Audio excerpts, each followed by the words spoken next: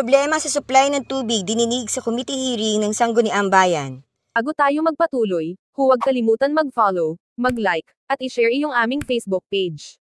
At huwag din kalimutan mag-subscribe sa aming YouTube channel, ang Serbisyo Balita Live Online. Maraming salamat po. Matapos lumabas ang viral post ng mga residente ng bayan ng Los Baños sa lalawigan ng Laguna, hinggil sa kawalan ng supply ng tubig sa iba't ibang bahagi ng nasabing bayan, nagsagawa ng Legislative Inquiry or Committee Hearing ang Sangguniang Bayan sa pamamagitan ni Konsehal Marlo Alipon na siyang tagapangulo ng Environmental Committee. Ayon sa konsehal, nababahala na siya sa kalagayan ng kanyang mga kababayang naapektuhan ng kawalan ng supply ng tubig mula sa LARC, partikular na sa ilang mga lugar ng barangay ng Puto, Tuntungin, Bayog, San Antonio at Mayundon. Dagdag pa ni Konsehal Alipon na nais niya mabigyan agad ng solusyon ng nasabing problema sa supply ng tubig. Tanghali po, Konsehal Marlo Alipon. Ano po yung update sa naganap na committee hearing kanina sa inyo ng LARC? So, ang update, ang latest development yung sa Puto, Tuntungin na problema dahil Jubileeville Pump Station lang yung nagsusupply sa kanya.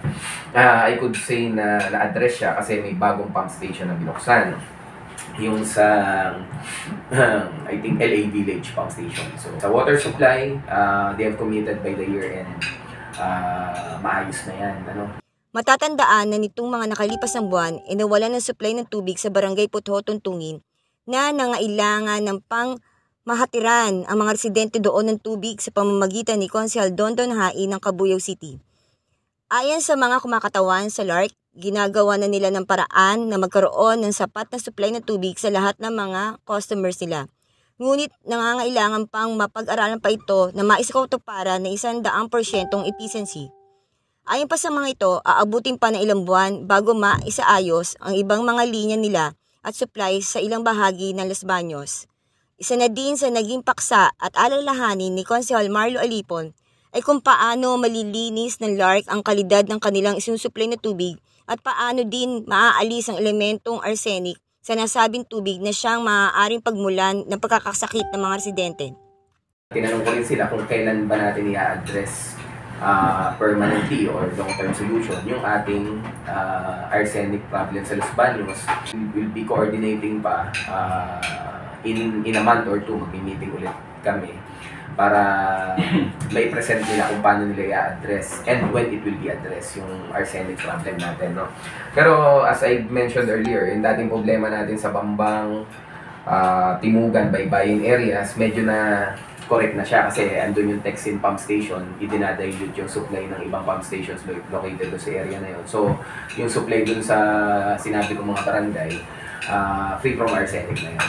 So, ayon sa LARC, ay marahil aabutin pa ng higit 1 taon bago magbigyan ng solusyon ang nasabing usapin. Ako yung nag-initiate and I requested na i-author siya ng Sangguniang Bayan for reasons na para mas matatag. Kasi nire-request namin sa LARC na mag-implement sila ng rebate. Bakit kailangan ng rebate? Kasi nung wala nga pong adequate supply, nagbibill pa rin sila ng minimum 10 cubic meters, which is yung ibang mga kababayan natin, hindi naman talaga umaabot ng 10 cubic meters kasi wala nga supply. So that's one, nag-request kami ng rebate.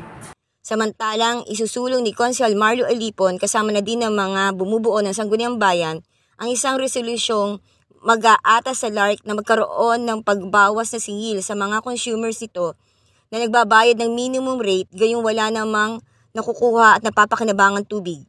Ito po sila Arnie Barreiro ng Serbisyo Balita, nag-uulat para sa DCSB ang himpilan ng katotohanan at paglilingkod.